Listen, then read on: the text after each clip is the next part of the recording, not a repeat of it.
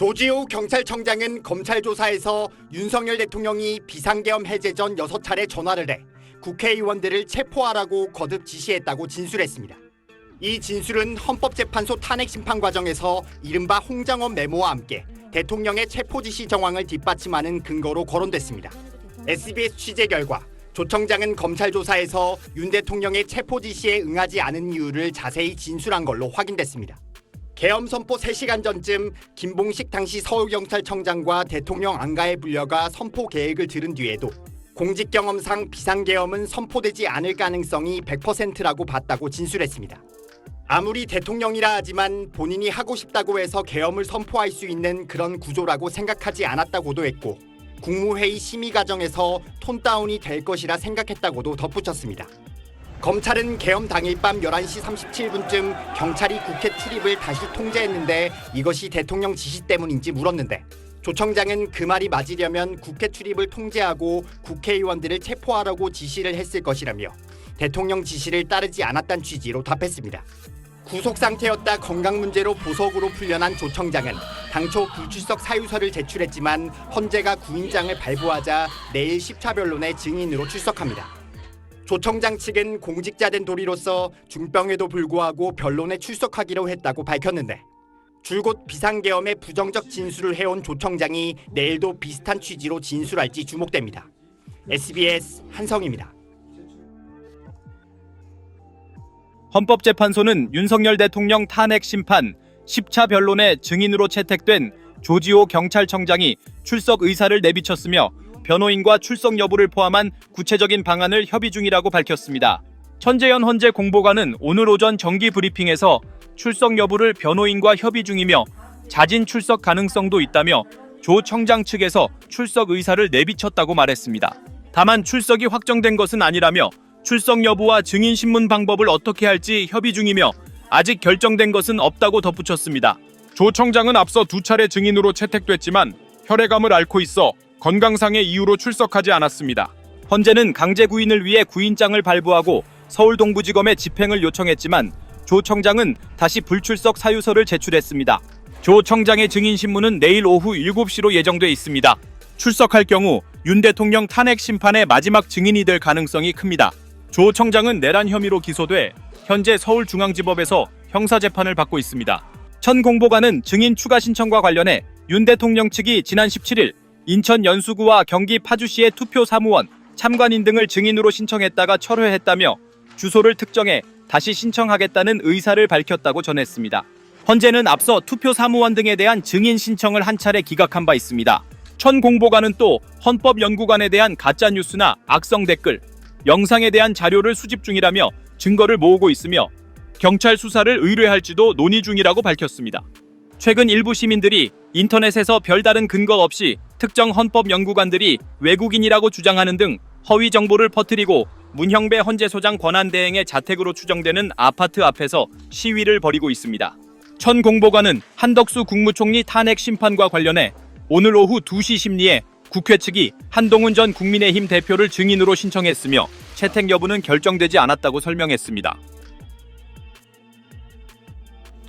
국회 행정안전위원회에 출석한 박현수 서울경찰청 직무대리. 11.3 계엄 당시 행정안전부 경찰국장이던 박 직무대리는 계엄 선포 직후 이상민 당시 행안부 장관, 조지호 경찰청장 등과 전화통화를 한 인물입니다. 당시 통화에서 계엄 관련 지시를 받지 않았다며 계엄 연루 의혹을 부인했는데 통화 내용은 이렇게 해명했습니다. 조지호 청장께서 전화가 오셔가지고 저보고 계엄 사실을 알고 있냐는 사실과 행안부 상황을 문의한 바 있습니다. 내란을 진두지휘하신 사람이 내란이 일어난 거 아니냐고 전화를 했다는 말을 누가 어느 국민이 믿을 수가 있겠습니까?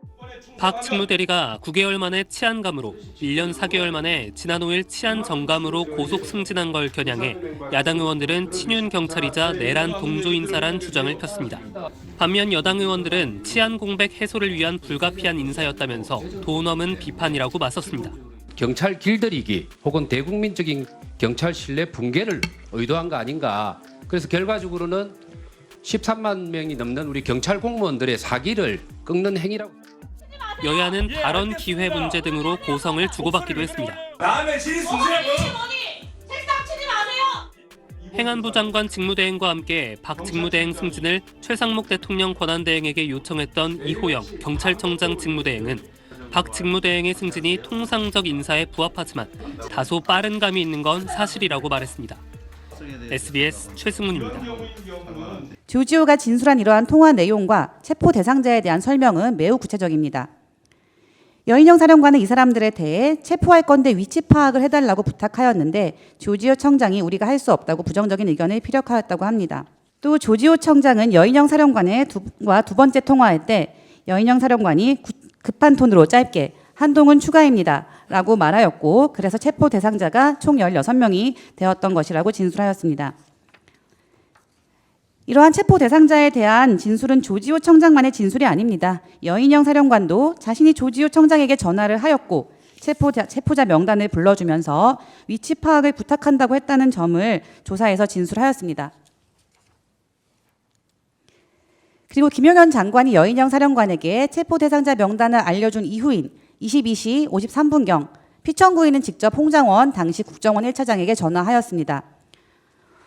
홍장원 전 국정원 1차장의 진술에 의하면 피청구인은 봤지 비상계엄 발표하는 거라고 말한 뒤 홍장원이 봤다고 답변하자 이번 기회에 싹 다 잡아들여 싹 다 정리해 국정원에도 대공수사권을 줄 테니까 우선 방첩사를 도와 지원해 라는 지시를 하였다고 합니다. 피청구인 측은 간첩을 잡아들이라는 뜻이었다거나 평상시에도 방첩사를 도우라는 말을 많이 했다고 주장하나 비상계엄이 선포된 직후 또 피청구인이 홍장원 차장에게 전화한 그 무렵에 방첩사는 김용현으로부터 받은 정치인 등 체포 대상자 명단을 두고 경찰청장에게 위치 추적을 요청하는 등 체포 지시를 실행에 옮기던 중이었다는데 갑자기 홍장원 차장에게 방첩사를 도와 간첩을 잡으라는 지시를 했다는 설명은 쉽게 납득이 되지 않습니다. 또 홍장원 1차장은 피청구인이 방첩사를 도우라고 지시하였기 때문에 평소 알고 지내던 육사 후배인 여인영 사령관에게 전화를 하였는데 여인영 사령관과 두 번째 통화할 때 대통령이 방첩사 너희들을 지원해 주래 라고 말하자 그러면서 대통령에게 전화받은 사실을 알려주자 여인영 사령관이 저희 체포조 나가 있는데 소재 파악이 안 돼요. 명단을 불러드릴게요 라고 말했다고 합니다. 또 홍장원 1차장은 여인영 사령관이 불러주는 명단을 적었고 이재명, 우원식, 김민석, 김어준, 조국, 박찬대, 또 노조 의원 등의 이름을 불러주었다고 합니다. 또 여인영 사령관이 1조, 2조가 축차 검거 후에 방첩사 구금시설에서 감금 조사할 예정입니다. 위치 추적을 부탁합니다. 라는 요청을 했다고 진술하였습니다. 여인영과 홍장원이 했다는 통화 내용에 대한 진술은 홍장원 혼자만의 주장이 아닙니다. 여인영 사령관도 군검찰 조사에서 당시 홍장원이 전화로 도와줄 것이 없냐고 물었고 장관님이 명단 말씀해 주신 것을 말했고 위치 확인을 도와달라고 이야기했다는 점을 인정하였습니다. 또 이 통화 내용에 대해서 홍장원이 일반 폰으로 전화를 했기 때문에 찜찜해서 통화 내용이 명확히 기억난다고도 진술하였습니다. 이처럼 여인영 사령관, 조지호 청장, 홍장원 차장이 각자 진술하는 체포 대상자 명단이 거의 일치하고 상호간 통화를 한 사실, 체포를 위한 위치 추적을 요청한 사실에 대한 진술도 일치합니다. 따라서 체포 대상자 명단의 존재, 체포 대상자에 대한 체포 지시가 있었다는 점은 증거에 의해 충분히 뒷받침된다고 볼 수 있습니다. 또 이 체포 대상자에 대해서는 단순히 위치 파악만 하려던 것이 아니라 실제 체포조까지 편성하여 운영을 하였고 최우선 대상자에 대한 체포 지시도 이루어졌습니다. 여인영 사령관은 김대우 방첩사 수사단장에게 14명 대상자 명단을 불러주면서 장관이 불러준 지시사항임을 전달하였고 체포 및 신병 인수를 염두에 두고 국회로 출동하라고 지시하였습니다.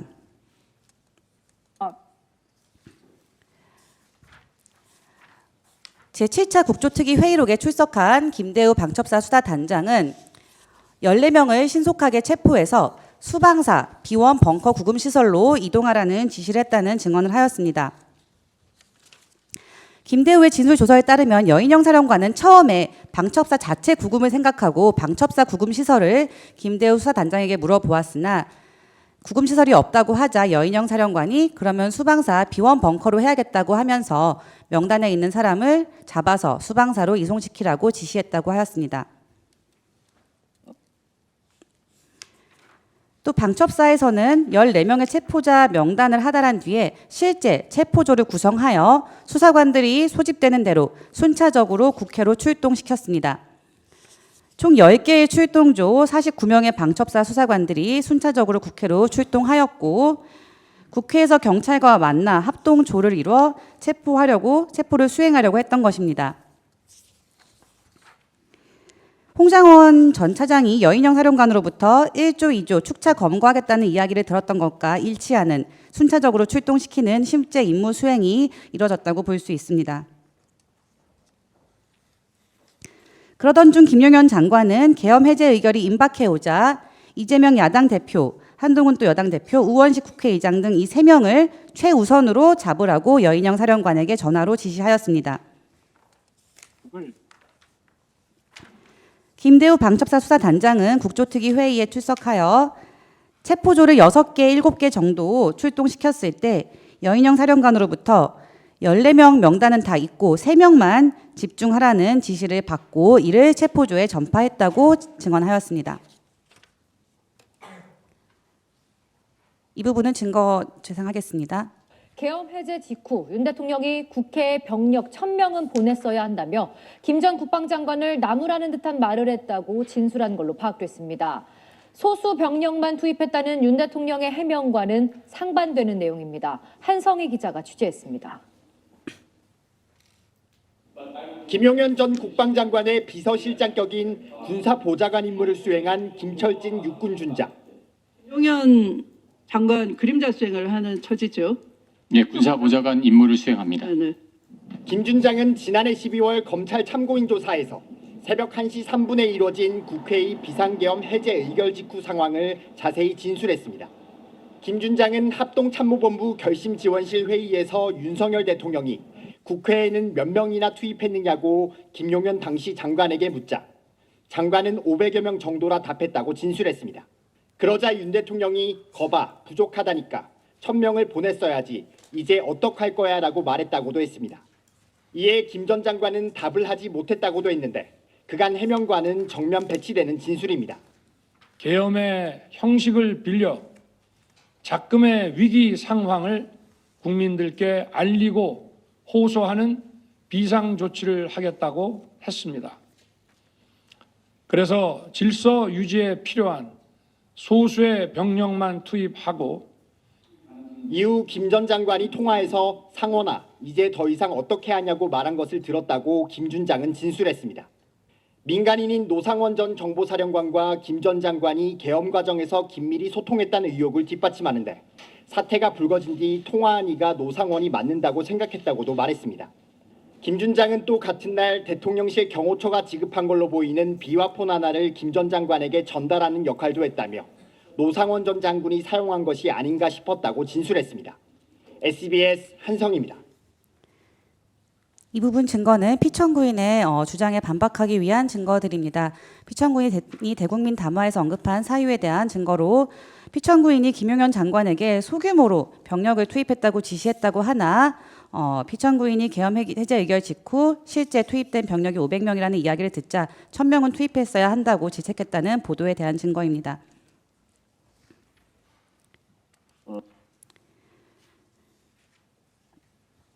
또 곽정근 사령관이나 이진우 사령관, 조성현 경비단장도 인정한 것처럼 국회 현장에서의 병력 철수는 계엄사령부 지시가 있기도 전에 현장 판단이나 현장 병력으로부터 철수 건의를 받아 자체적으로 이뤄졌다는 증언들이 있었습니다. 박한수 계엄사령관은 국조특위 회의에 출석하여서 군 철수가 이루어진 시점은 새벽 2시 50분에서 3시 사이라고 진술하였고 이는 계엄 해제 의결이 있었던 1시 3분에서 거의 2시간 가까이 지난 시점이기 때문에 바로 군을 철수하고 지체 없이 계엄을 해제했다는 피청구인 주장과는 다릅니다. 또 박한수 계엄사령관 진술에 의하면 계엄 상황실의 종료도 새벽 3시가 넘어서 이루어졌고 김용현 장관은 새벽 4시 26분경에야 지휘관들에게 복귀를 지시하였다고 진술하였습니다. 정진팔 당시 합참 차장이 진술하였습니다. 다음은 부정선거 주장과 관련된 피청구인의 주장에 대한 반박 증거입니다. 피천구인은 2024년 12월 10일 대국민 담화에서 국정원의 선관위 보안 점검 결과 선관위의 보안 실태가 심각하고 부정선거 의혹을 규명할 필요가 있었다는 것을 비상계엄 선포의 이유로 제시한 바 있습니다. 그러나 보안 점검을 실시한 국정원에서조차 보안 점검 결과 부정선거가 있었다는 점이 확인된 바는 없다는 입장을 취하였다는 취지의 기사입니다. 또 조태현 국정원장도 22대 총선 이후에 비상계엄 전까지 대통령에게 부정선거 의혹과 관련한 보고를 한 사실이 없고 해킹 취약점이 있다는 점은 발견하였지만 이로 인해 선거 부정이 발생했다는 보고를 대통령에게 한 적이 없다고 진술하였다는 내용입니다. 또 피천구인 측에서는 선거 부정과 관련하여 확인되지 않은 의혹을 다수 제기하고 있는데 예컨대 선거연수원에 숙박 중인 중국인 해커 90명이 계엄군에 의해 체포된 뒤 미국 정보당국에 넘겨져 조사 중이라는 언론 보도를 심판정에서 원용한 바도 있습니다. 그러나 그 주장이 전혀 근거가 없다는 선관위의 입장문, 이를 보도한 스카이데일리 기사는 미국 국방부에서도 가짜뉴스라고 반박하였다는 점 등에 관련된 기사 자료 제출하였습니다. 피천구인 측에서는 계속 부정선거 의혹을 주장하고 있으나 이는 대법원 판결로 이미 확정된 사안에 대한 불복을 시도하고 있다는 점과 관련하여 관련 대법원 판결과 보도 자료를 증거로 제출하였습니다. 네, 이상 증거 설명 마치겠습니다. 비상계엄 당시 국회 봉쇄와 정치인 체포조 운영에 가담한 혐의로 구속된 조지호 경찰청장. 건강상 이유로 보석으로 풀려났지만 오늘 헌재 증인신문엔 불출석 사유서를 내고 출석하지 않았습니다. 조 청장은 앞서 검찰 피의자 조사에서 계엄과 관련된 여러 전화를 받았다고 진술했습니다. 우선 박안수 당시 계엄사령관이 전화가 와서 국회를 완전히 즉 완전히 봉쇄해달라고 했다고 진술했습니다. 윤석열 대통령도 국회의 계엄 해제 의결 전 6차례, 해제 의결 뒤 2차례 등 총 8차례 전화를 했는데 특히 첫 통화에서 국회에 들어가는 국회의원들 다 잡아 체포해 불법이야라고 했단 겁니다. 그 후 5차례 통화도 같은 내용이었다며 굉장히 다급하다고 느꼈고 국회를 출입하려는 의원들을 이야기한 것이라고 설명했습니다. 여인영 방첩사령관도 이 사람들을 체포할 건데 위치 파악을 좀 해달란 말과 함께 이재명, 우원식 등 15명 명단을 불러줬고 마지막으로 이재명 무죄 판사라며 김동연을 불러줬다고도 진술했습니다. 두 번째 통화에서는 한동훈 추가입니다라고 급한 톤으로 짧게 말했다며 계엄 관련해서 부정적인 입장을 내보인 다음이 아닌가 생각된다고 추측했습니다. 이런 검찰 조사 내용과 관련해 윤 대통령 측은 오늘 변론에서 조 청장을 강제 구인해서라도 신문해야 한다고 주장했습니다. SBS 한성입니다. 지난해 12월 3일 밤 10시 46분 윤석열 대통령이 계엄을 선포한 지 20분쯤 지난 뒤부터 경찰은 국회 출입을 통제하기 시작했습니다. 근데 여기 왜 막으시는 거예요? 저희 지시받고 하는 거예요. 항의가 잇따르자 밤 11시 7분 국회의원 등에 대해 출입이 일시적으로 허용됐지만 30분 뒤 다시 통제됐습니다. 당시 현장에서 경찰을 지휘한 사람은 오구명 서울경찰청 공공안전차장, SBS가 확보한 5차장 등의 당시 문자 메시지와 통화 내역입니다. 국회가 계엄 해제 요구안을 의결한 뒤 14분이 지난 새벽 1시 15분 5차장은 임정주 경찰청 경비국장에게 국회 출입 통제 해제가 필요해 보입니다라고 문자 메시지로 보냈습니다.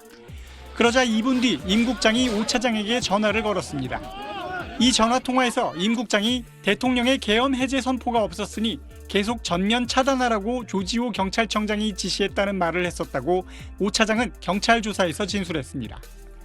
통화 이후 5차장은 국회 사무차장이 국회 출입 통제 해제를 강력 요구 중이란 문자 메시지를 임 국장에게 다시 보냈습니다. 하지만 별다른 추가 지시가 없자 5차장이 자체 판단으로 국회 봉쇄를 해제한 걸로 확인됐습니다. 이때가 새벽 1시 45분으로 국회에서 계엄 해제가 의결된 지 44분이나 지난 뒤였습니다. 10여 분 뒤 임 국장이 5차장에게 전화를 걸어 자체적으로 국회 차단 조치를 해제한 건 잘했다고 말했던 사실도 파악됐습니다. 13만 경찰 수장이 국회의 계엄 해제 의결 후에도 대통령 눈치만 본 것입니다. 조 청장 측은 이에 대해 아무런 입장을 밝히지 않았습니다. SBS 강청환입니다. 홍장원 전 국정원 1차장은 계엄 당일 윤석열 대통령으로부터 방첩사령부를 지원하라는 지시를 받고 여인영 전 방첩사령관과 통화해 체포할 정치인 명단을 들었다고 진술했습니다. 당시 밤중에 전화로 메모지에 막 메모를 하는 상황이었기 때문에 14명 정도를 기억합니다. 여 전 사령관은 오늘 홍 전 차장과 통화한 사실은 인정했지만 내용은 기억나지 않는다고 말했습니다. 그러면서 홍 전 차장 주장은 상식적으로 이상하다는 생각이 많이 든다고 밝혔습니다. 홍 전 차장은 계엄 당일 밤 10시 40분쯤 통화해서 국회 봉쇄와 체포조를 언급했다고 말했는데 방첩사 요원들이 출동한 시간은 새벽 1시쯤이라는 겁니다. 계엄 당일 방첩사령부는 사전 준비가 되어 있지 않아서 방첩사 요원을 불러 모으느라 다음 날 새벽 1시쯤에야 소집이 완료됐다고 설명했습니다. 다만 계엄 선포 무렵 주요 정치인 등 체포 명단과 관련해 자신이 조지호 경찰청장에게 요청한 사실은 인정했습니다.